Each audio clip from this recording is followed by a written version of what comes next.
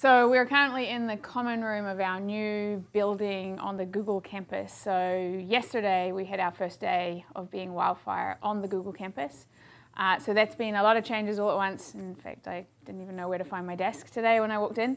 Back in 2007, Facebook launched brand pages for businesses.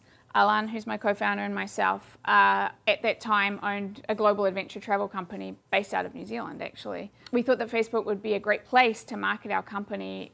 Our target demographic was exactly Facebook's target demographic.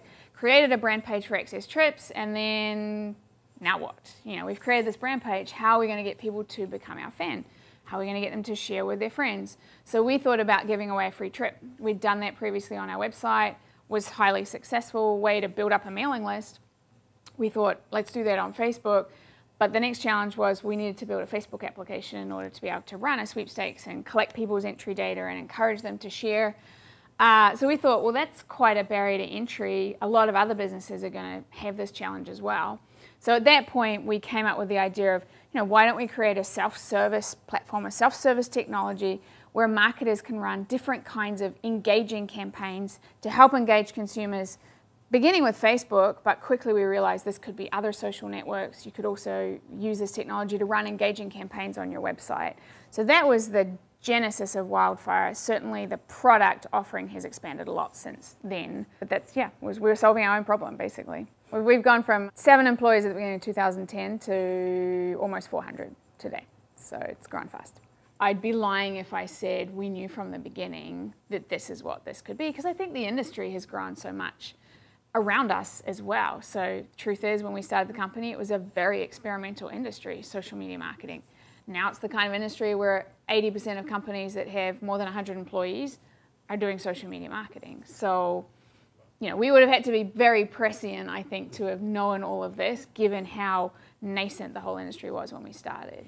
We started with, we had our own problem, and then we created an application largely to solve our own needs. We weren't creating a business. And then we started to get interest from Zappos and kayak.com. We were like, oh, this might be something really interesting. For us, we met with a number of these potential acquirers. In the case of Google, we felt like a really strong strategic fit, that if we really want to take this to the next level, what better partner could we have than Google? And then a really, really strong cultural fit, which was hugely important to us. On top of that, our whole team has been acquired. So, we're really excited that the whole company is coming to join Google, which was great for our employees. So there's just a lot of things about it were really positive. Company culture comes first and foremost from the early people that join the company. So the company culture here is a pretty large reflection of my values, Alan's values, Derek's values, who was one of our early sales leaders, Dan and Doug and others that joined the company early on. I think it's a pretty big reflection of those people, because when you think about it, those people then hire the next level of people who hire the next level of people. And if everybody's hiring people who they think are a good cultural fit, then that initial core has a huge impact. So I think getting the right people in the door that reflect your values is the most critical way to create culture.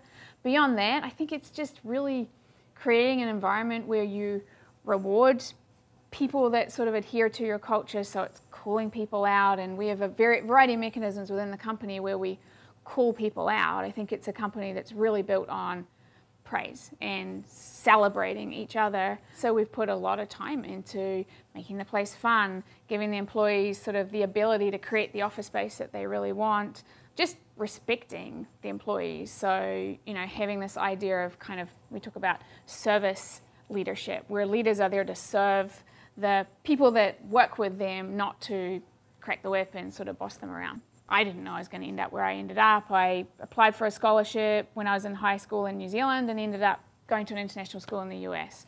Then I studied psychology and decided that wasn't the career I wanted. I went and did investment banking.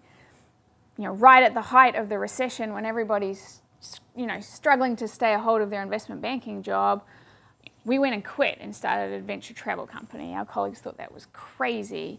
Again, when I was in business school, we're going into the deepest recession that's ever been. Instead of getting a job, we started a technology company, Wildfire, at a time when it was impossible to get funding. My background was a little more risk-taking, let's try this out, let's see where my path is going to lead. And yeah, I attribute that to my upbringing, the community that I was in, and even just the supportive network that I had at home that enabled me to try those kind of things. And if it didn't work out, then I don't think I was going to be viewed as a failure. That's actually something that Silicon Valley's great at, you know, really rewarding people for trying, even if they fail. So I think those kind of things have enabled me to take what was not a linear path, but ultimately has led me somewhere, you know, really awesome.